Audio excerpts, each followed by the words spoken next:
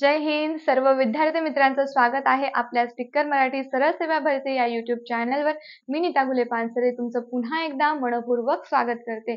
आपण घेत आहोत सामान्य विज्ञानाची स्पेशल विजेता सिरीज, ज्यामध्ये सामान्य विज्ञानाचं आज तुमचं दुसरं लेक्चर असणार आहे BMC साठी. ठीक आहे. कार्यकारी सहाय्यकच्या ज्या पोस्ट आहे, ज्या जागा आहे, ज्याच्यासाठी तुम्ही अभ्यास करत आहात, फॉर्म भरत आहात, त्यासाठीचा हा सिलेबस आहे. TCS पॅटर्न नुसार येणारे सामान्य विज्ञानाचे सगळे क्वेश्चन आपण यामध्ये कव्हर करत आहोत, म्हणून व्यवस्थित अभ्यास करा, रनिंग नोट्स काढा आणि काही क्वेरी असेल, काही प्रॉब्लेम असेल तर तुम्ही नक्की विचारू शकतात. ऑफलाईन कमेंट करा किंवा ऑफिस नंबरवर कॉन्टॅक्ट करून तुम्ही विचारू शकता. ठीक आहे. जसं की कालचं तुम्ही लेक्चर बघितलेलं आहे, कालचे क्वेश्चन आन्सर तुम्ही बघितले, त्याच पद्धतीने TCS पॅटर्नचे आजचे पण आपले क्वेश्चन आन्सर असणार आहे. सो व्यवस्थित लक्ष द्यायचं आहे, व्हिडिओला लाईक करायचं आहे आणि जास्तीत जास्त आपल्या सगळ्या ग्रुपमध्ये व्हिडिओच्या लिंकला पहिले शेअर करून घ्यायचं आहे. ठीक आहे. तर स्पेशल ही जी विजेता सिरीज आहे 60 दिवसाची, 60 दिवसाची आहे. यामध्ये आपण पूर्ण टॉपिक नुसार अभ्यास करून घेणार आहोत. सगळे टॉपिक आपण क्वेश्चन आन्सर मध्ये इन्क्लूड करत आहोत. ठीक आहे. तर बघूया आजचे क्वेश्चन आन्सर काय आहेत. तर पहिला प्रश्न बघा, पहिला प्रश्न दिलेला आहे, गुणसूत्रांच्या आकार विज्ञानाचा येथे अभ्यास केला जाऊ शकतो. ठीक आहे. हा प्रश्न तुम्हाला कशातून आला? हा प्रश्न आलेला आहे जीवशास्त्रातून. बघा, तुम्हाला याच लेवलचे इथे प्रश्न देणार आहे आणि तुम्हाला याच लेवलने अभ्यास सुद्धा करावा लागणार आहे. TCS पॅटर्न आहे म्हणून. ठीक आहे. आता गुणसूत्रांच्या आकार विज्ञानाचा, गुणसूत्रे कुठे असतात? तर गुणसूत्रे कुठे असतात? आपल्या केंद्रकामध्ये असतात. केंद्रक म्हणजे काय? पेशींमध्ये असलेलं केंद्रक. काय असतं? पेशी आहे. ठीक आहे. पेशींमध्ये काय असतं? केंद्रक असतं. ही काय आहे? तुमची पेशी आहे. ओके. पेशीमध्ये काय आहे? केंद्रक आहे. केंद्रकात काय असतात? रंगसूत्रे असतात. काय असतात? रंगसूत्रे. मग पेशी विभाजनाच्या वेळी त्यांचं रूपांतर कशामध्ये होतं? रंगसूत्रेच काय असतात? आपले गुणसूत्रे असतात. काय असतात? गुणसूत्रे असतात. मग आता तुम्हाला काय सांगितलं की हे जे रंगसूत्रांचं, गुणसूत्रांमध्ये पूर्ण जे आपल्याला स्पष्टपणे दिसतं, ती पेशी विभाजनाची फेज कोणती आहे? तर इथे तुम्हाला गुणसूत्री विभाजनाच्या पद्धती विचारल्या गेल्या आहेत, इतकं लक्षात ठेवायचं आहे. ठीक आहे. तर गुणसूत्र म्हणजे क्रोमोझोम्स. ठीक आहे. गुणसूत्र म्हणजे काय? क्रोमोझोम्स. तर इंटरफेज, मेटाफेज, प्रोफेज अँड झायगोटे. ठीक आहे. तर ह्याच्यापैकी आपला आन्सर काय येईल? ज्याला आन्सर माहिती असेल त्याने सेशन मध्ये आन्सर सांगायचं आहे. ठीक आहे. आन्सर काय येणार आहे? आपला आन्सर येणार आहे ऑप्शन नंबर 2, मेटाफेज. ठीक आहे. मेटाफेज काय आहे? सेकंड नंबरची स्टेज आहे. मेटाफेज काय आहे? आपली सेकंड नंबरची स्टेप आहे. कशासाठी? तर पेशी विभाजनाची ही काय आहे? सेकंड नंबरची आपली स्टेप आहे. ज्याच्यामध्ये काय होतं? पहिले तर बघा, गुणसूत्रांचं जी पहिली अवस्था असते, ठीक आहे, तर जी पहिली अवस्था असते गुणसूत्रांच्या विभाजनाची, त्याच्यामध्ये काय होतं की जे केंद्रक आहे ना, तर केंद्रकाचं जे आवरण आहे ते नष्ट व्हायला सुरुवात होते. ठीक आहे. जी पहिली अवस्था असते ना, ओके, बघा दिसतोय का हे?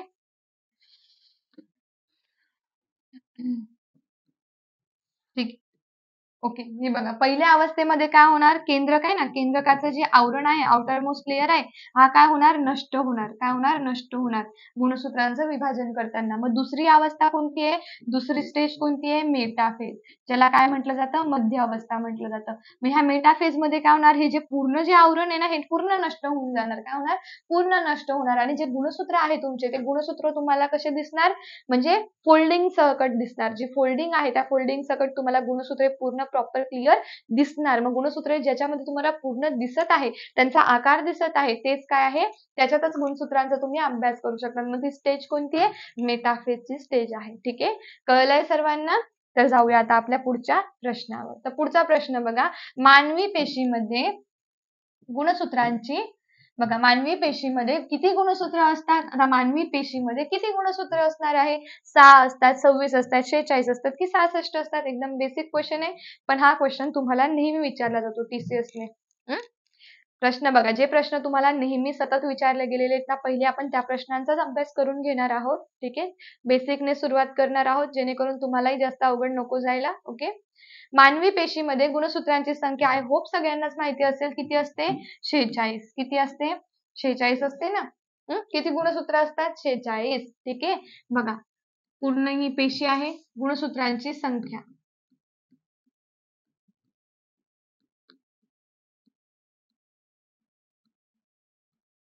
किती आहे? 46 आहे. ठीक आहे. पण हे गुणसूत्र आपल्या शरीरात कसे असतात? जोडीने असतात. कसे असतात? जोडीने, म्हणजे पेअरने असतात. मग पेअरने विचारलं तर किती येणार? 23. मग आता तुम्हाला जर असं विचारलं की गुणसूत्रांच्या किती जोड्या आहे आपल्या शरीरामध्ये, तर तुमचा आन्सर तिथे किती यायला पाहिजे? 23 यायला पाहिजे. ठीक आहे, कळतं आहे. 46 गुणसूत्रांना आपण काय म्हणतो? काय म्हणतो? 2n म्हणतो. ठीक आहे. मानवामध्ये गुणसूत्रांची जी संख्या आहे ती मानवामधील गुणसूत्रांची संख्या कशाने दर्शवतात? n नंबरने. गुणसूत्रांची संख्या n ने दर्शवतात. n ने दर्शवतात. मग n नंबर बरोबर किती सांगा मला? काय येईल आपला n नंबर? म्हणून n नंबर बरोबर 23. कारण गुणसूत्रे कशी आहे आपल्या शरीरामध्ये? जोडीने आहे ना, म्हणून n बरोबर 23. आणि 2n बरोबर किती? तर 2n बरोबर 46. ठीक आहे, क्लिअर आहे सर्वांना? इथे व्यवस्थित समजलं असेल तर जाऊया लगेच आपल्या पुढच्या प्रश्नावर. ओके, बघा, डीएनए वर हायपरक्रोमेसिटी दर्शवते. कधी दर्शवणार? डीएनए वर हायपरक्रोमेसिटी कधी दर्शवलं जातं?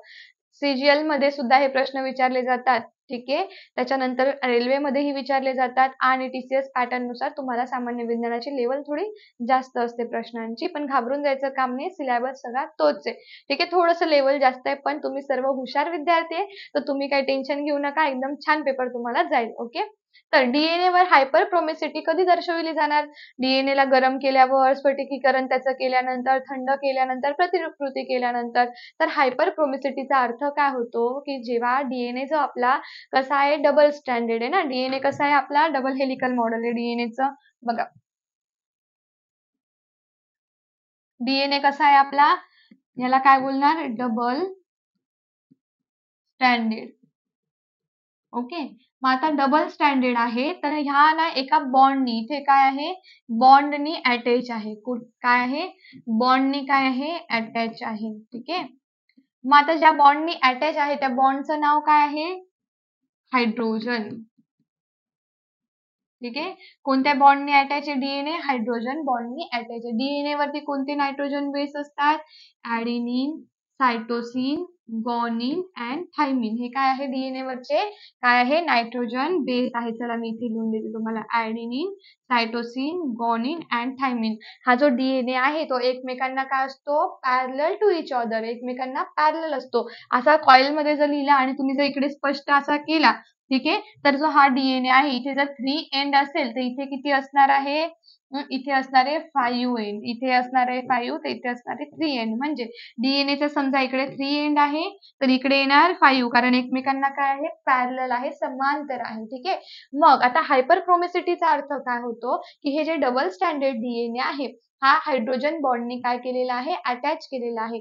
पण जेव्हा ह्याला काय केलं जाणार? गरम केलं जाणार. डीएनए ला जेव्हा हीट दिली जाणार तेव्हा जो हा हायड्रोजन बॉन्ड आहे तो वीक होणार. काय होणार? हायड्रोजन बॉन्ड काय होणार? वीक होणार. आणि वीक झाल्यानंतर तो ब्रेक होणार. काय होणार?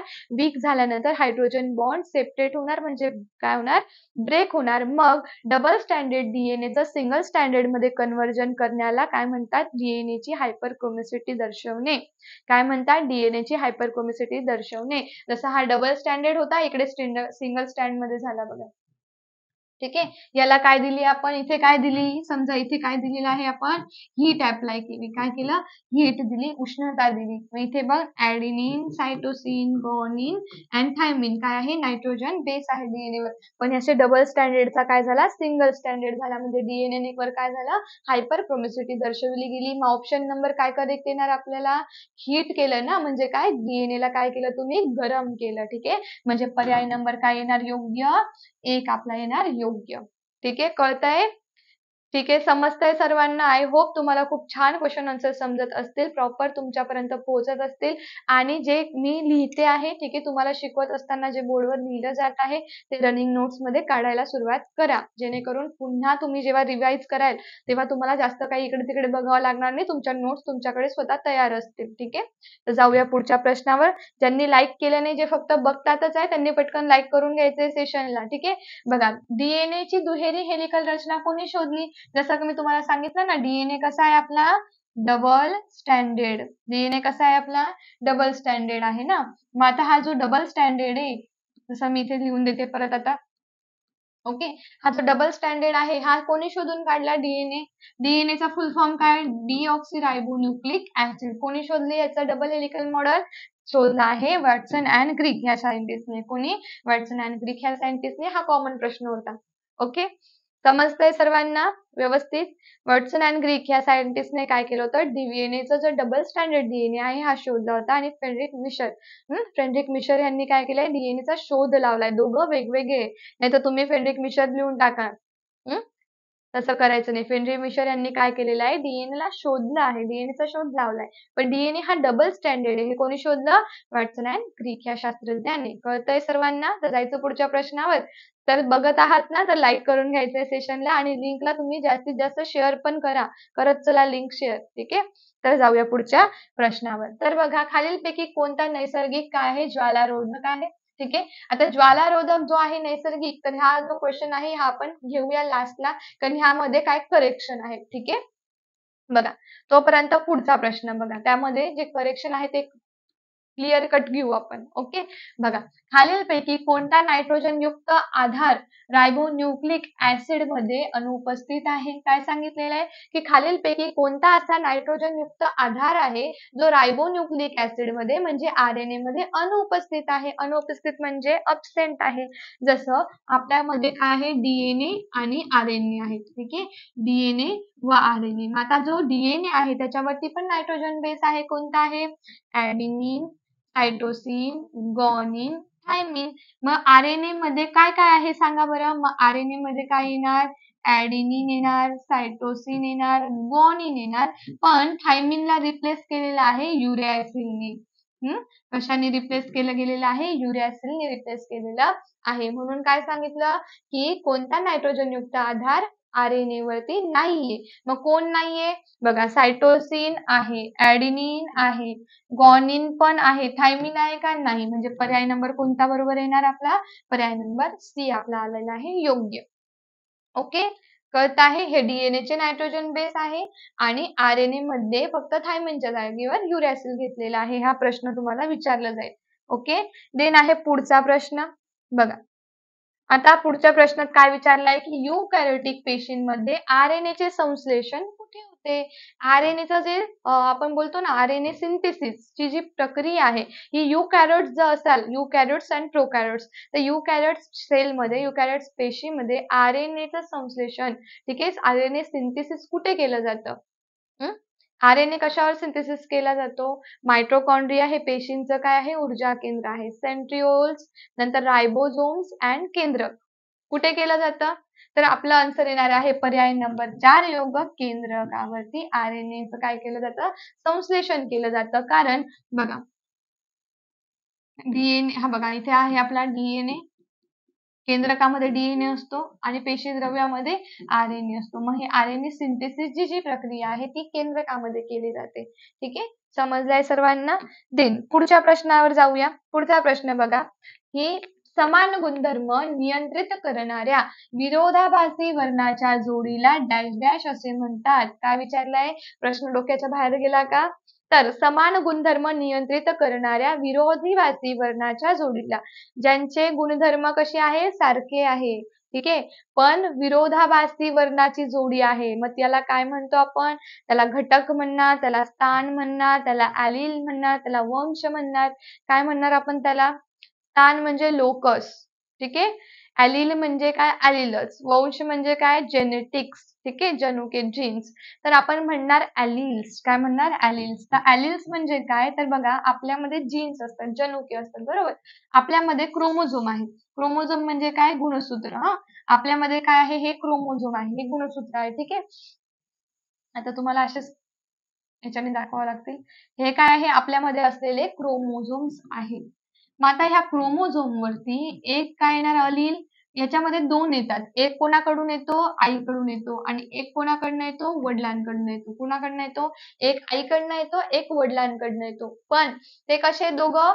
समान गुणधर्म नियंत्रित करणारे ते विरोधाभासी आहे. त्या जोडीला आपण काय म्हणतो? ॲलिल्स म्हणतो. सॉरी इथेच येईल तो. एकाच क्रोमोझोम वरती असतात ते, इथे नाही. ठीक आहे. तर ह्यांना काय म्हटलं जातं? ॲलिल म्हटलं जातं. आणि ते ज्या जागेवरती डिपेंड आहे, त्या जागेवरती ज्या जागेवरती आहे त्या जागेला लोकस म्हटलं जातं. ठीक आहे. तुमचे जे ॲलिल्स आहे, तुमचे जे जीन्स आहे क्रोमोझोम वरती ज्या जागे ते बसलेले आहे, ज्या जागेवर आहे त्या जागेला लोकेशन मीन्स लोकस म्हटलं जातं. क्लिअर आहे? तर समान गुणधर्म नियंत्रित करणाऱ्या विरोधाभासी वर्णाच्या जोडीला ॲलिल्स असं म्हटलं जातं. ठीक आहे. समजतंय सर्वांना व्यवस्थित? थोडंसं अवघड वाटत असेल तर तुम्ही ऑफिस नंबरवर कॉन्टॅक्ट करून मला विचारूही शकता किंवा ऑफलाईन कमेंट करून देखील तुम्ही विचारा. मी नेक्स्ट लेक्चरमध्ये मग तुम्हाला त्याचं एक्सप्लेनेशन देणार. ठीक आहे. जे तुम्हाला द्यायचं आहे सांगितलेलं आहे तितकंच इम्पॉर्टंट आहे, पण तरी अजूनही काही अडचण असेल तर तुम्ही मला ऑफलाईन कमेंट करून नक्कीच विचारा. ठीक आहे. कारण तुम्हाला TCS पॅटर्नचे हेच प्रश्न विचारले जातात. TCS पॅटर्नने तुम्हाला जास्त प्रश्न BMC मध्ये सायन्सचे येत नाही, पण मोस्ट ऑफ प्रश्न TCS वर येतात आणि ते तुम्हाला असेच असतात. 4-5 क्वेश्चन येतील तुम्हाला 25 पैकी, पण ते तुम्हाला इम्पॉर्टंट आहे ना? चला पुढच्या प्रश्नाला जाणार आहोत. बघा, अनुवंशिकतेचे मूळ एकक कोण आहे? अनुवंशिकता म्हणजे काय? अनुवंशिकता म्हणजे काय, की आपले जे गुणधर्म आहेत, ठीक आहे, आपले गुणधर्म आई वडिलांकडनं आपल्यापर्यंत काय होतात? कॅरी होतात. आई वडिलांसारखं दिसणं, त्यांचा आवाज, त्यांचे गुणधर्म, त्यांचा कलर घेणं, त्यांची उंची घेणं, हे सर्व काय झालं? गुणधर्म झालं. मग एका जनरेशन पासून दुसऱ्या जनरेशन पर्यंत जो ट्रॅव्हलिंग होत आहे गुणसूत्रांची, ठीक आहे, जे जेनेटिक मटेरियलची ट्रॅव्हलिंग होत आहे त्याला आपण अनुवंशिकता म्हणतो. मग अनुवंशिकतेचे मूळ एकक काय आहे? कोणाच्या फॉर्म मध्ये हे जनरेशन टू जनरेशन ह्या गोष्टी कॅरी होत आहे? कोणावर येणार ते? कोणाच्या फॉर्म मध्ये कॅरी होत आहे? जीन्सच्या. ठीक आहे. DNA, RNA, गुणसूत्रे आणि जीन्स. जीन्स हे गुणसूत्रांवरती असतात. गुणसूत्र हे आपल्या DNA मध्ये असतात. DNA हे आपल्या पेशीच्या केंद्रकामध्ये असतात. ठीक आहे. आणि RNA हे आपल्या पेशीच्या पेशीद्रव्यामध्ये असतात, बाहेरच्या भागाला असतात. ठीक आहे. मग हे जे जीन्स आहेत, जीन्स मध्ये आपले काय एकवटलेले आहेत? गोष्टी, ज्या अनुवांशिक माहितीचा साठा आपल्या आई-वडिलांकडून आपल्यामध्ये आलेला आहे तो कोणामध्ये आहे? जीन्समध्ये आहे. म्हणून अनुवंशिकतेचे एकक कोण आहे? जीन्स आहे. लक्षात येतंय मुलांनो? बाळांनो? हं? लक्षात येतंय सर्वांना? तर चला पटकन लाईक करून घ्या बरं सेशनला. अजूनपर्यंत लाईक नाही केलंय तुम्ही. सेशनच्या लिंकलाही शेअर केलं नसेल आतापर्यंत तर फास्ट करायचंय. सेशनला पहिले लाईक करून घ्यायचं आहे. ओके? देन पुढचा प्रश्न बघा. पुढचा लास्टचा प्रश्न आहे. सायटोलॉजी ही जीवशास्त्राची शाखा आहे जी खालील गोष्टींचा अभ्यास करते. सायटोलॉजी, ठीक आहे, सायटोलॉजी किंवा सेल बायोलॉजी कशाचा अभ्यास करणार? सायटोलॉजी मध्ये तुम्ही अभ्यास करतात पेशींचा. ठीक आहे. पूर्ण सेलचा अभ्यास करणं ह्याला तुम्ही काय म्हणतात? अजून सेल बायोलॉजी सुद्धा म्हणतात. काय म्हणतात? सेल बायोलॉजी, ज्याच्यामध्ये पूर्ण पेशींच्या रचनेचा अभ्यास केला जातो. मेंदूच्या अभ्यासाला काय म्हणतात? सांगा. न्यूरोलॉजी. मेंदूच्या अभ्यासाला काय म्हणतात? न्यूरोलॉजी म्हणतात. ज्याच्यामध्ये कशाचा अभ्यास केला जातो? नर्व सेलचा अभ्यास केला जातो. कशाचा? चेतापेशीचा, नर्व सेलचा. केसाच्या अभ्यासाला काय म्हणतात? हा तुमचा राहणार आजचा होमवर्क. ओके.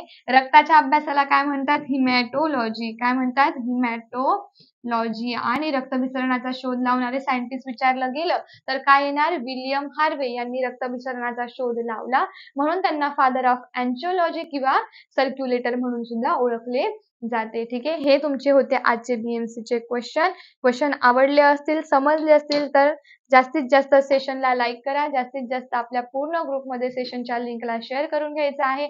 स्पेशल 60 विजेता सिरीज तुमच्यासाठी आम्ही घेऊन आलेलो आहोत की तुम्हाला कार्यकारी सहाय्यकची पोस्ट मिळावी, जागा मिळावी, याच्यासाठी आमची मेहनत आहे. तर तुम्हीही काय करा, त्याला सपोर्ट करायचा आहे. व्हिडिओला जास्तीत जास्त शेअर करून. ठीक आहे. चॅनलवर नवीन असाल तर पहिले सगळ्यात आधी टिक्कर मराठी सरळ सेवा भरती YouTube चॅनलला सबस्क्राईब करा, जेणेकरून असे महत्त्वपूर्ण व्हिडिओ आणि सिरीज तुम्हाला बघायला मिळतील. आपला ॲप आहे, ॲपला सुद्धा डाउनलोड करायचं आहे. ॲपमध्ये तुम्हाला सगळ्या PDF अवेलेबल करून देण्यात येईल. चला भेटूया पुन्हा उद्या, न चुकता न विसरता. तोपर्यंत bye bye, take care, wish you all the best. जय हिंद. Thank you.